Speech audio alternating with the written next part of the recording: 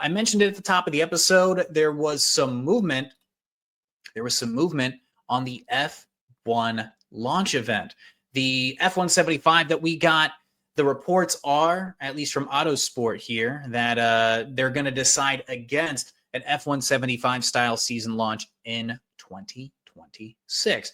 Autosport reporting this. I've seen this from a couple of other places as well as the news developed throughout the day. It looks like we're probably not going to see this event next season, that we're not going to get this huge, massive launch event that we saw out of the O2 Arena in 2025 earlier this year. Overall, the event was a success, though. I think it's worth noting that because the O2 Arena, it sold out. There were over 7.5 million viewers, if I'm not mistaken, over a number of different platforms that tuned in to watch F175, and consultations for various teams, stakeholders. I mean, things seem to go pretty well.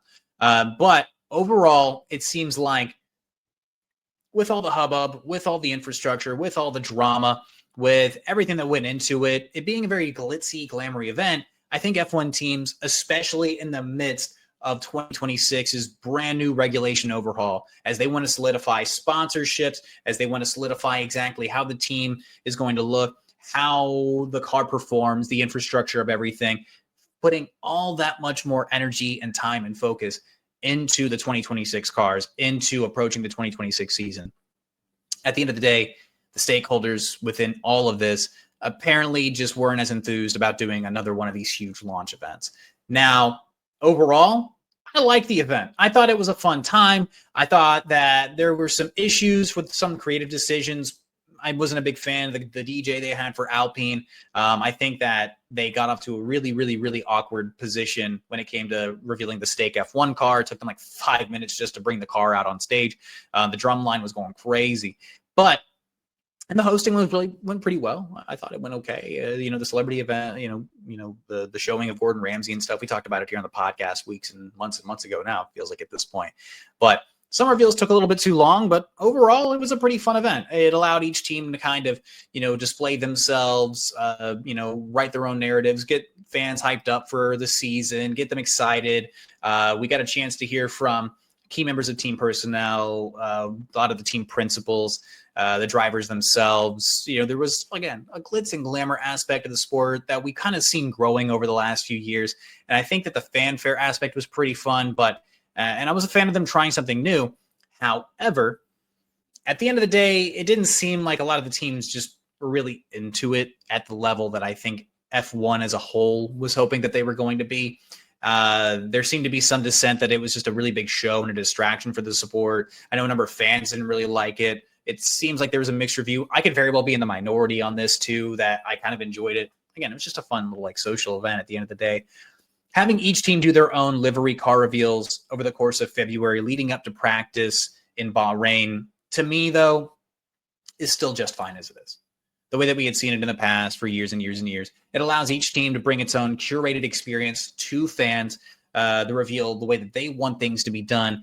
And I think it's just a bit more relaxed to have them do it on their own timeline. As far as development is concerned, allows them to control what they're going to put out there on the for everybody to see as far as car development. Some teams are a little more forthcoming, some less.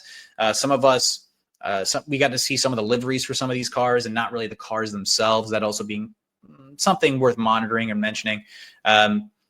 And next year's reveals are probably likely going to return to how we've seen them in the past. Added aspect of the new regulations, teams are going to want to keep as much as possible under wraps.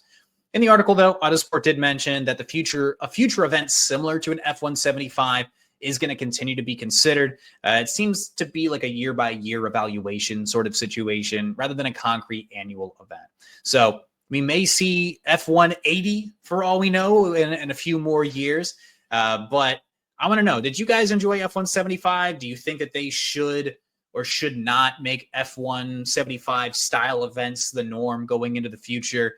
Again, I might have been in the minority on this. I thought it was fun. It had some issues, and maybe like if they had done this annually, they could have fine-tuned some of the approach, maybe made it shorter. Maybe some of you were looking at me going like, this dude, it could have just been an email, fam. Could have just remained a social media post. Could have been like a video or something. But I don't know. Maybe I like the bells and whistles. Maybe I like the big light show. Maybe that's just me. But overall, I thought it was a fun time. But let me know down in the comments. I could be completely wrong. That's okay. I'm willing to be wrong sometimes. It keeps things fun. I don't feel like I'm wrong often, but as far as my opinion is concerned on this,